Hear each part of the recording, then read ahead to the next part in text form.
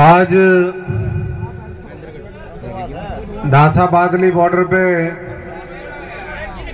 इस किसानों के धरने में, मजदूरों के धरने में यहाँ पर उपस्थित सभी मेरे सम्मानित पिता समान बुजुर्गों, माताएं, बहनें, नौजवान साथियों और मुख्य रूप से तो यहीं के साथी हैं, लेकिन और भी साथी दूर दूर से समर्थन देने के लिए पूरे भारतवर्ष के सांकेतिक तौर पर आए हुए यहाँ पर हमारे सभी साथीगण, आप सबके इस जज्बे को, जुनून को और संघर्ष को सबसे पहले मैं सलाम करता हूं, क्योंकि हम भी इसी धरती के, इसी माटी के बेटे हैं।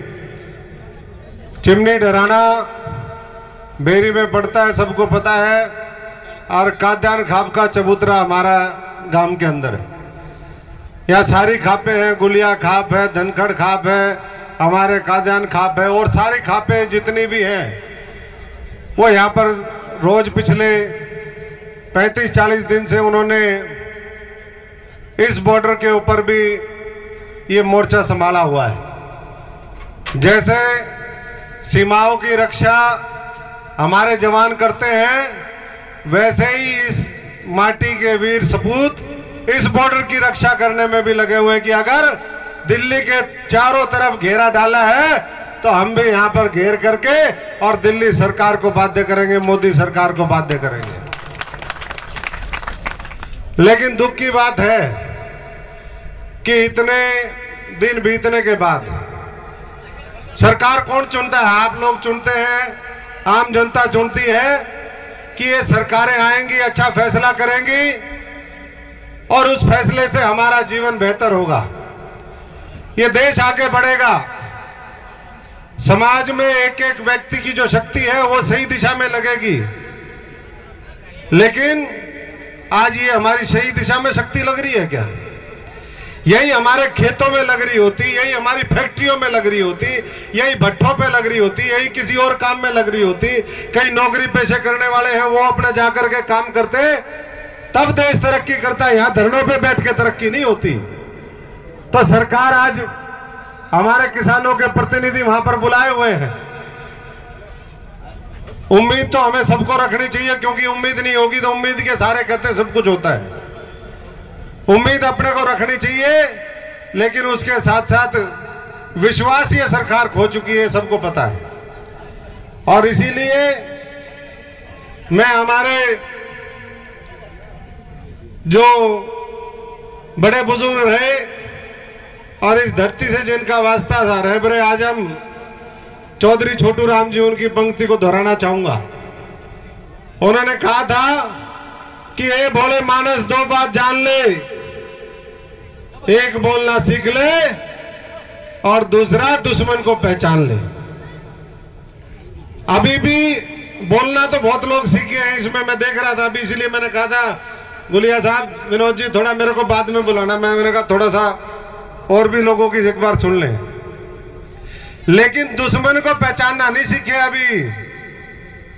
दुश्मन को जिस दिन पहचानना सीख लोगे और दुश्मन को घेर घेर के मारोगे, तब ये देश बचेगा, ऐसे नहीं बचने वाला है।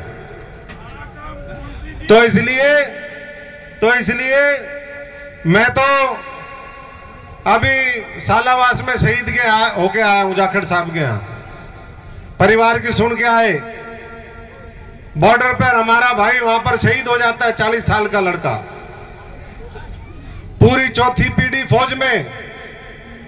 और इस सरकार की जो संवेदनशीलता, इसकी करुणा, इसकी दया कैसे खत्म हो गई है, वो उनकी सुनी हुई अभी आपको बता रहा हूं, क्योंकि वहीं से सीधा आया हूं। वो सारे उनके गांव के रिश्तेदारी, सारा गांव गुहांड सारा इकट्ठा था और बोले जी कल हमारा यहां पर शहीद का संस्कार किया हमने भाई का, और सारे प्रशासन को पता होते हुए, जो जिम्मेदार लोग हैं, जो नीचे के अधिकारी हैं, उन्होंने वो सारे आए।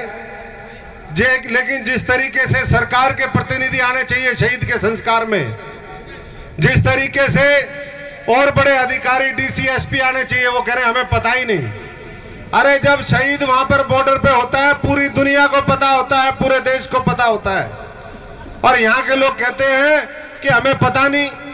सरकार भी कल को कह देगी हमें पता नहीं, तो भाई पता किसको है? कहां किस चीज का पता है आप लोगों को? केवल मोदी की, अडानी की, अंबानी की, टाटा की, बिरला की, इनकी गुलामी करते रहोगे, ये पता है और कुछ नहीं पता तुम्हें?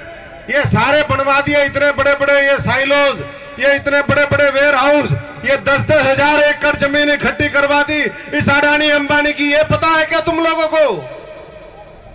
तो इसलिए मैं तो सारे ये मोबाइल देखते होंगे आप, कोई राजनीति करने का विषय नहीं। मैंने बहुत छोटे उम्र में 16-17 साल का था तब राजनीति में आ गया था, और 25-26 साल राजनीति में दे दिए हमने।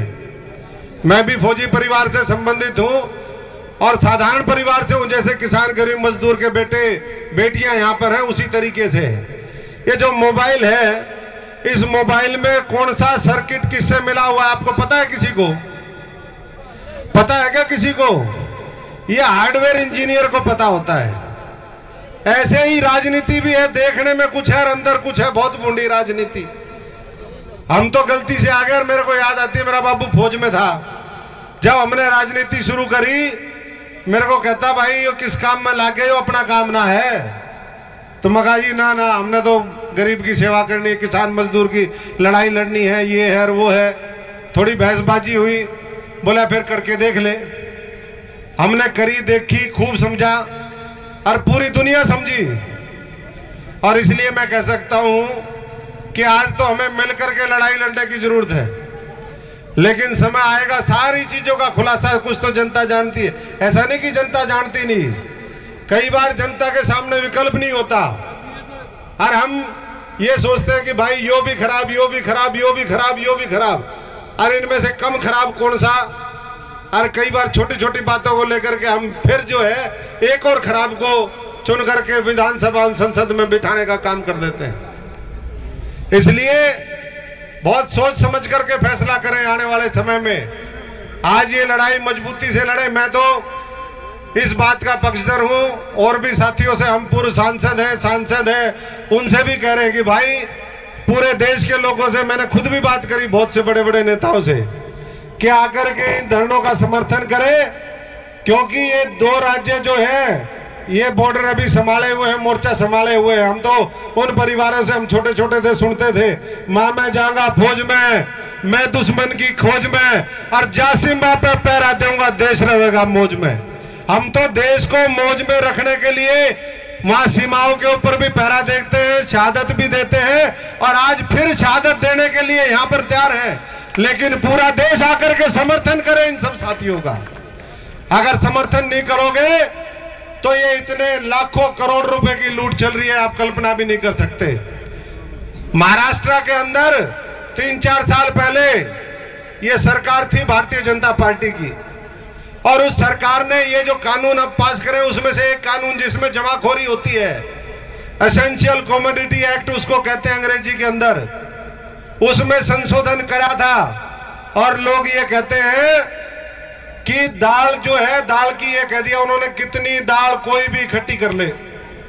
अडानी और उसके सहयोगियों ने पूरे भारतवर्ष की दाल, क्योंकि अगर एक प्रदेश में कानून उसको आप खत्म कर देते हो, वहां ला करके जमाखोरी खूब करी, लाखों क्विंटल जो है दाल इकट्ठी कर दी। दाल की ज्यादा पैदावार होने के बावजूद भी दाल के भाव क्या पहुंच गए? 200 रुपए किलो, 200 रुपए किलो। और एक प्रदेश में ये कानून उन्होंने बदला था, 1 लाख करोड़ रुपए केवल दाल से कमाए थे इस अडानी ने। 1 लाख करोड़ रुपए आप अंदाजा लगा सकते हैं। जब ये सारे हजारों तरह के अन्न जब ये इस तरीके से वो कर देंगे तो कितने लाख करोड़ रुपए कमाएंगे ये इस तरह, इस चीज के लिए लड़ाई है। इसलिए ये मोदी पीछे नहीं हो। मैं 3.5 साल गुजरात का इंचार्ज रहा हूं, इंचार्ज, और हम जानते हैं कैसे कैसे क्या क्या ये लोग कर रहे हैं। तो मन तो हमारा यही करता है कि भाई जब जहां जाओ पूरी मजबूती से वहीं बैठ जाओ, लेकिन घरेलू भी सबके काम होते हैं, आप लोगों के भी। मैं आपसे ये कहता हूं प्रधान जी, सारे साथी और बड़े बुजुर्ग बैठे, खंडवा वाले सारे जो इस इलाके की शान है, जब आपको जरूरत हो, क्योंकि हम भी इसी धरती के हैं, जब आपको जरूरत हो आप ये कहो कि भाई आज के बाद यहां से हिलना नहीं है, तो अशोक तंवर यहां से हिलेगा नहीं, यहीं बैठ जाएगा और जितने दिन ये आंदोलन चलेगा उतने दिन बैठ जाएगा। लेकिन मैंने जैसा कहा कि कई मीटिंगें भी होती है और लोगों से भी है, आपके लिए मोर्चाबंदी भी करनी है, दुख सुख में सब जगह जाना भी पड़ता है, तो जहां जरूरत होगी वहां जाएंगे भी। और आज के बाद जितना समय हो सकता है वो इसी बॉर्डर पे बिताएंगे, इसी बॉर्डर पे। लोग कहते हैं ना सिंधु बॉर्डर जाकर के देखो, वो शाहजहांपुर बॉर्डर जाके देखो। हम तो अभी पहले ही कह रहे थे, हम तो फौजियों के बच्चे हैं, फौजियों के बच्चे तो वो तो सबसे ज्यादा अनुशासित होते हैं, तो अनुशासन की मिसाल भी हम देना चाहते हैं और दुश्मन के दांत खट्टे भी करना जानते हैं। तो सबको मैं आज तो मौसम बीच में, ये भी ऊपर वाला भी मौसम ऐसे में मोदी ने बिठाया, कोरोना के बीच में पास कर दिया और उसके बाद ऐसे समय में बिठा दिया जब उसको पता था कि भाई कड़कड़ाती ठंड पड़ेगी।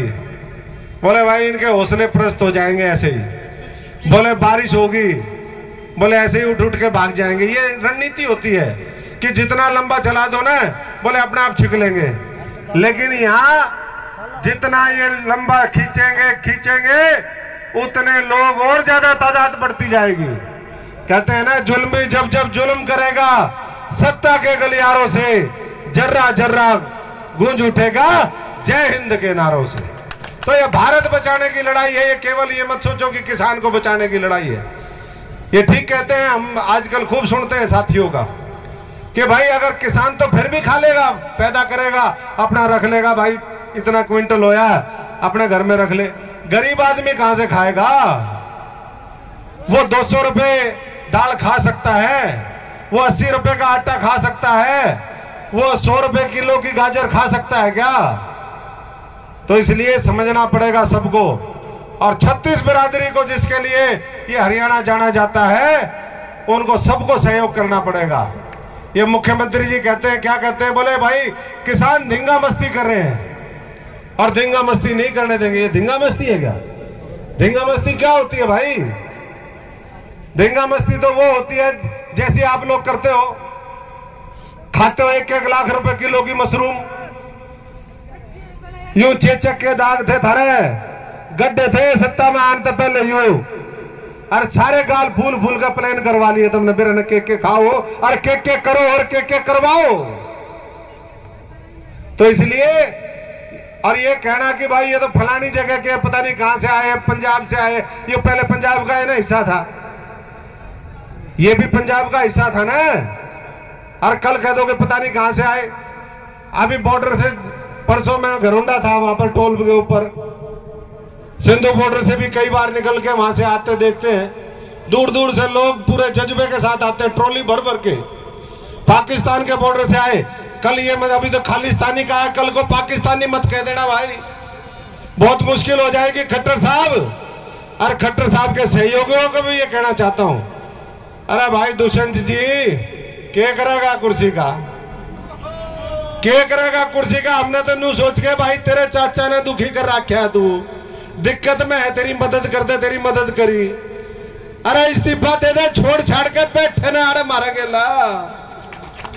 अरे आजार भाई, और भी जो साथी हैं, किसानों ने पहले दिन ठीक कहा था, ये कहा था कि भाई यहाँ राजनीतिक नेता की हैसियत से किसी बॉर्डर पे कोई मत जाओ, यहाँ किसान मजदूर के देश के हितैषी के रूप में आओ। और इसलिए वो लोग भी जो सत्ता के लालची नहीं, भाई सबको छोड़ छाड़ करके देश बचाने की लड़ाई में, जब ये भारतवर्ष आजाद तब हुआ था, स्वतंत्रता संग्राम में लड़ाई जब लड़ी थी, लोगों ने अपनी वकालत छोड़ दी थी, अपने IAS IPS उस समय सिविल सर्विस छोड़ दी थी, कारोबार छोड़ दिए थे, बड़े बड़े व्यापारियों ने अपनी धन दौलत लुटा दी थी। ऐसे ही आकर के तब जाकर के देश आजाद हुआ था। अब आजाद देश फिर दोबारा गुलाम हो रहा है, और गुलाम किसकी वजह से हो रहा है? इन लोगों की वजह से हो रहा है, चंद नेताओं की वजह से, और भाई बाकी ये जो बड़े बड़े पूंजीपति है इनकी वजह से। तो इसलिए अपने देश को बचाने के लिए, अपने हरियाणा को बचाने के लिए आओ मिलकर के लड़ाई और अपने इस भारत भारत को बचाने का संकल्प ले, अपने इस हरियाणा को बचाने का संकल्प ले, अपने इस पंजाब और पूरे देश के किसान मजदूर गरीब को बचाने का संकल्प ले। और इसलिए मैंने कहा कि आज मैं चर्चा नहीं करूंगा, सर्किट कौन कौन से किससे जुड़े हुए हैं, इतना सब कुछ दिखा दिया ऊपर वाले ने इस उम्र में कि अब कुछ ज्यादा देखने की जरूरत नहीं। राजनीति में भी जो प्रधानमंत्री देखता है वो सारी चीजें हमने देखी, और उसमें गंदगी जितनी है वो भी सारी देखी। और फिर हमने कहा इस गंदगी, इस अन्याय अत्याचार के खिलाफ अब लड़ाई भी हमारी, हम इन साथियों के साथ मिलकर के लड़ेंगे और वो भी देखेंगे। बाबा साहब अंबेडकर जिन्होंने संविधान लिखा, उन्होंने क्या कहा था? अन्याय करने वाले से अन्याय सहने वाला बड़ा गुनाहगार है। आज जो यहां पर बैठे हैं वो गुनाहगार साबित नहीं होंगे, लेकिन जो घरों में बैठे हैं, इतिहास जब अपना जजमेंट लिखेगा, जब अपना फैसला लिखेगा, तो उनके लिए लिखेगा कि ये गद्दार थे, ये जो है इन्होंने इस देश को गुलाम करने में बड़ी भूमिका निभाई। तो इसलिए साथियों मिलकर के और तगड़े हो जाओ। ये जो जितना भी मौसम ठीक है, अपने तो खेतों में पानी देते हैं रात दिन, ठंड में तो इसलिए ठंड गर्मी बरसात ये सब यहाँ का खेल है। इस दिमाग के मन के हारे हार है और मन के जीते जीत, वैसा ही दिमाग का भी है। दिमाग में बिठा लोगे कि ठंड है तो ठंड लगेगी, दिमाग में बिठा लोगे कि कोई नहीं, अब किसान आज जो है टिकरी बॉर्डर पे, सिंगू बॉर्डर पे जगह जगह जो है वो कपड़े निकाल करके विरोध प्रदर्शन कर रहे हैं। तो इसलिए मजबूती से लड़ाई लड़िए और एक बार फिर सारी खाप और जितने भी ढांचा बॉर्डर पे, हमारे यहाँ बादली इस बॉर्डर पे जितने भी साथी आए हैं उनको मैं सलाम करता हूँ। और जहां भी जरूरत पड़े टूटा फूटा, देखो मैं तो फौजी किसान मजदूर का बेटा हूँ, लेकिन जान की बाजी भी आपके लिए लगाने में कोई बड़े आड़े से लेकर के और आड़े तक 10 जगह टूट रहा हूँ, पुलिस भी गुंडे भी और सब। और उसके बाद भी देखो बिल्कुल थरा घी खाया, दूध पिया और फिर वैसी ताकत है। तो जहां जरूरत होगी उसी दिन फिर आपके साथ मार्च करेंगे, इन हरियाणा की सड़कों पे करेंगे और दिल्ली की सड़कों के ऊपर भी करेंगे। बहुत बहुत बधाई सबको, बहुत बहुत धन्यवाद सबको। राम राम, जय हिंद, जय किसान, जय जवान, धन्यवाद।